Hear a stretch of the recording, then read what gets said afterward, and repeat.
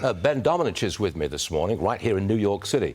Can Trump get Nikki Haley's voters? What does he have to do to get those voters on his side? Well, I think that's the big question right now. And there's been a lot of talk that, Nikki Haley's voters were Democrats who were crossing over to vote for her. In some places that was true, but there's a lot of independents out there. There are a lot of people who I still, frankly, believe have not totally forgiven the former president for some of the things that he did that they disliked, whether that's discomfort with the chaotic nature of the final year that he had in office, or whether it's, I think, blame game, looking back at the way that he handled COVID or mishandled it in certain respects.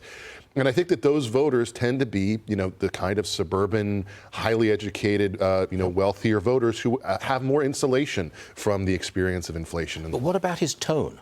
Does he have to change his tone and his approach to politics if he wants Haley's voters to go with him? So I think that he has to do a couple of different things. But one thing that I think is particularly important is this vice presidential choice, because it's going to dictate, I think, a lot about what you can expect from another Trump 4 years, especially given that it's likely to be someone who's looking forward and who automatically becomes, should he win a re-election to the White House, the odds-on favorite for being the inheritor of the role in the future. So I think that matters a lot. I think tone does matter, but one thing to keep in mind is his base is much more solid than Joe Biden's. Joe Biden needs to have Trump, play into the chaos, play into a more aggressive tone in order for him to have hope. If all of his base votes for him, he still doesn't win.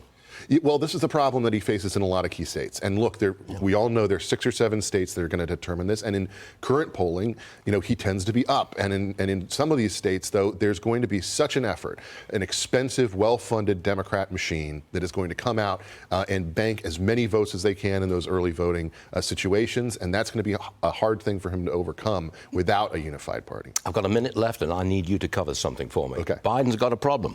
The uncommitted vote picking up steam. 19% of voters in Minnesota chose uncommitted. North Carolina, no preference, got nearly 90,000 votes.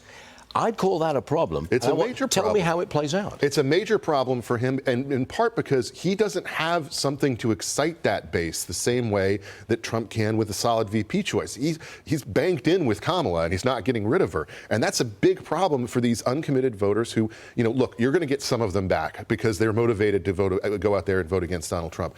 But we've seen the expression among young progressives, particularly on issues like Israel and Gaza, where they are going to be tough to bring back in, given the approach that he's had. And I don't see the White House doing anything right now to change their motivations, which may end up just with them staying home.